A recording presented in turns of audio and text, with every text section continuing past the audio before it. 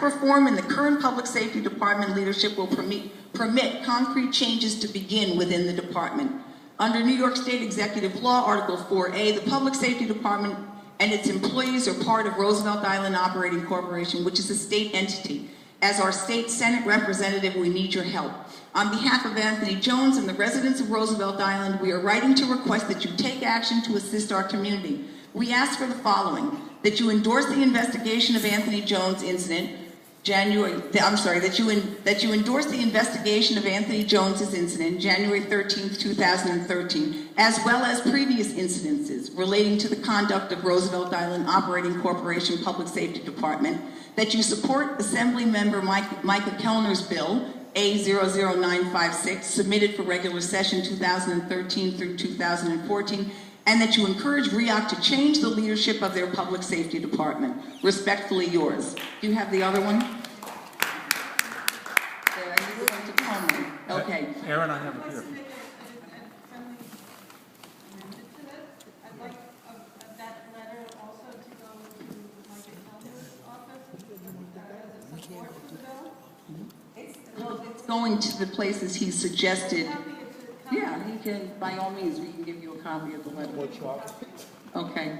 The one to Como is very similar, slightly different because the asks are slightly different due to the position of the government position and the power that he holds. As members of the Roosevelt Island Residents Association, RIRA Public Safety Committee, it is our responsibility to explore reports and patterns of law enforcement misconduct when brought to our attention by residents of our community. We consider this the most important aspect of the community's mission. There is widespread awareness by island residents of inappropriate, aggressive, and unacceptable behavior on the part of various officers under the command of Director of Public Safety Keith Guerra and his predecessors. These stories represent a pattern and a culture of abuse and incompetence that is completely intolerable and even illegal. These accounts have accelerated to a point where parents are afraid when their children are outside because they fear the consequence of their interactions with public safety.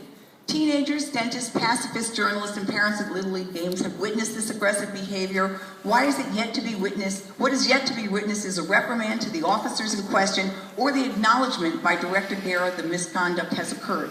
Our patience is one thin. Our meeting with Director Guerra and our letters to the Roosevelt Island Operating Corp request specific instances be investigated and that RIRA be kept apprised of the progress have failed to result in any concrete changes. Although provided with audience with Director Guerra on occasion, no changes have occurred in his philosophy of zero tolerance or maximum enforcement of the laws regarding grounds for arrest or in the excessive force used by his peace officers.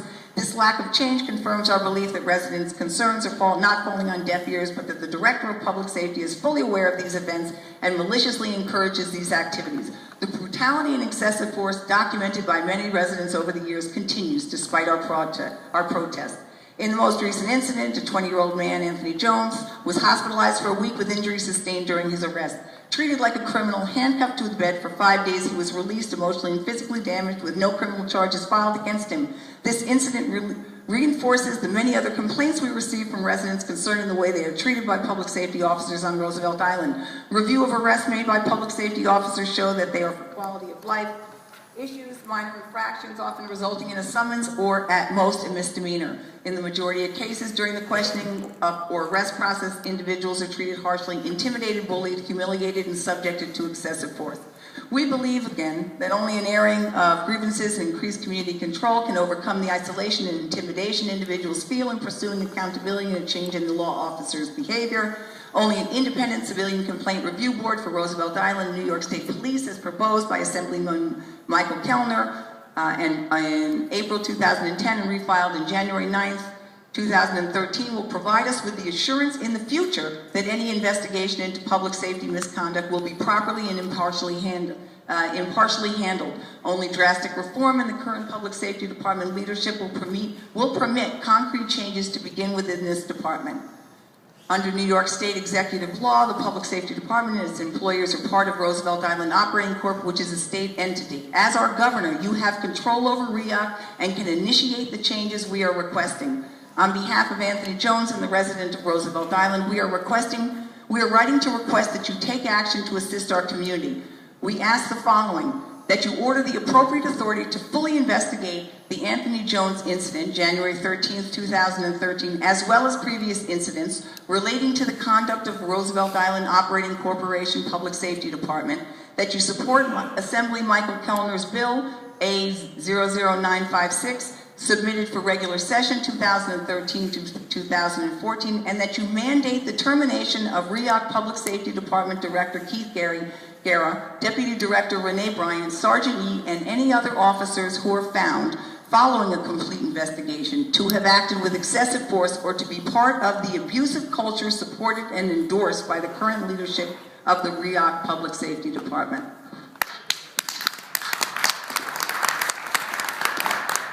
Okay. All right. So, we have a question? Yeah, I thought it was a great letter, but there's one thing about it that I think we should do something about, which is that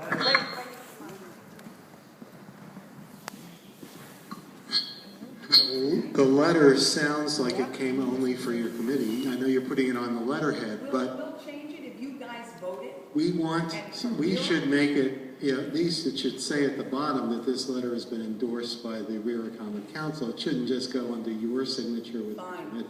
We would love that. The reason we came here is because we have strength in numbers. And the reason we're so pleased that the council has listened and has listened to the residents here and are voting as such. By all means, I'll change it that it's from RIRA. I mean, that's what we wanted. So thank you, by all means.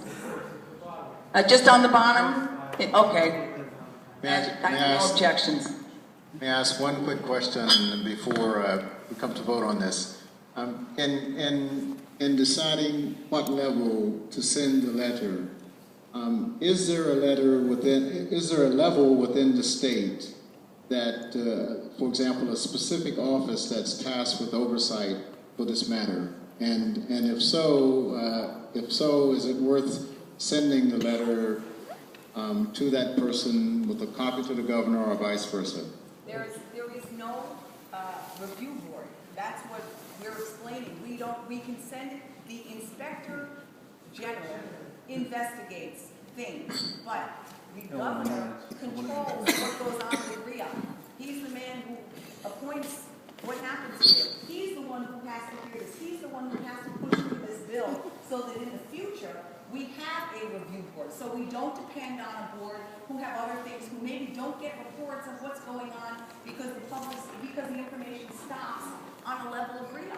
We can't blame the board if RIA doesn't tell things either. You know, we need an independent oversight of a community review board, which is what Michael Kellner has been trying to get us.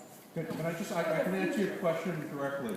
You can go over to the public safety office in the lobby there, and you will see a picture of Guerra, okay, and he shows the command and control chain, okay. He shows his direct boss. So Fernando used to be there, and next to that it used to be Leslie. Now it's Don Lewis, okay, and then the next one after that is the governor.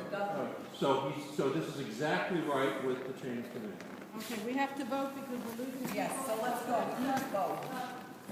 Okay, so we have a motion on the table to endorse those letters, and the letters will go out under Roosevelt Island.